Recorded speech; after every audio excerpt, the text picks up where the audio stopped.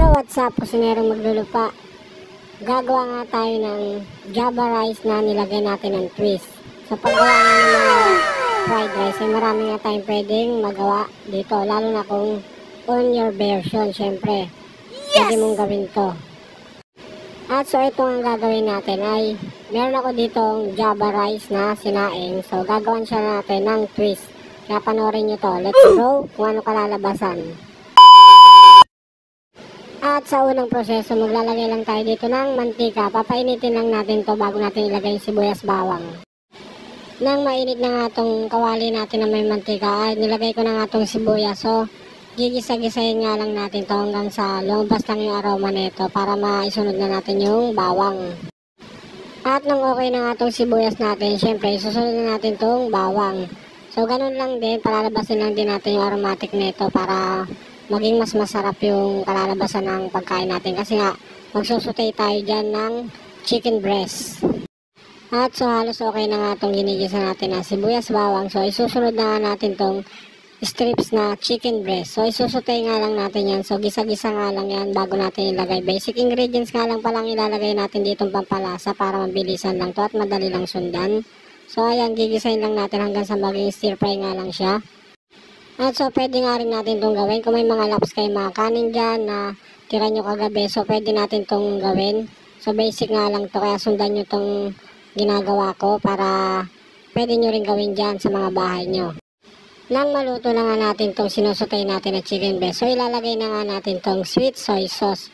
So, itong sweet soy sauce, so sa mga groceries na makakabili kayo nito. Pero kung wala kayong makita dito sa atin, so madali lang ang paraan dyan. So, tuturuan kayo pa kung paano gawin sweet soy sauce yan. Kung meron kayo dyan toyo, kahit anong brand na toyo, pwede yan.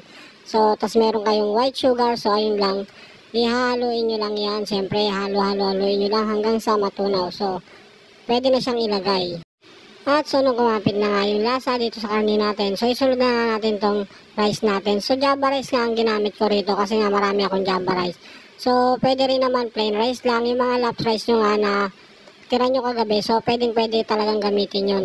At so, dito, haluin nga lang natin yan hanggang sa ma-mix lahat. So, hanggang malagyan lahat ng lasa yung ating rice. At so, dito nga, okay na nga siya, na-mix na natin. So, naglagay nga ako dito ng pampalasa. So, naglagay nga ako dito ng magic sarap. At so, ganun lang gagawin natin. Siyempre, haluin lang ulit natin to hanggang sa ma-mix natin para kumalat yung seasoning natin na magic sarap. At naglagay na nga rin pala ako dito ng paminta. So, pamintang durog nga ang nilagay ko dito. Pwede rin naman rock.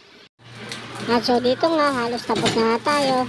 Ito na nga yung proseso niya na paggawa. So, sana nasundan nyo. At pwede itong gawin dyan sa mga bahay nyo. So, napaka-basic nga lang. Nakita nyo naman kung ano lang mga nilagay kong ingredients. Hindi nyo naman kailangan sundin kung Java rice ang gagawin nyo na ilalagay nyo sa rice. So, mga laps na rice, pwede nyo gamitin dyan para magawa kayo netong fried rice na to. At kahit hindi na kayo bumili ng ulam, so okay na to. Kasi nga, meron na siyang chicken. At so, meron pa siyang side up na egg. So, magugustuhan na nga ito ng mga bata kasi nga, sweet soy sauce ang ginamit natin. Kaya, gawin nyo na at subukan nyo yung fried rice na to. At so hanggang dito na lang ang video na to. Maraming salamat sa lahat ng sumusuporta at sa mga nanonood sa aking mga video. Pa-like naman bilang suporta. At kung pwede, pakishare na rin po. Happy cooking po sa lahat.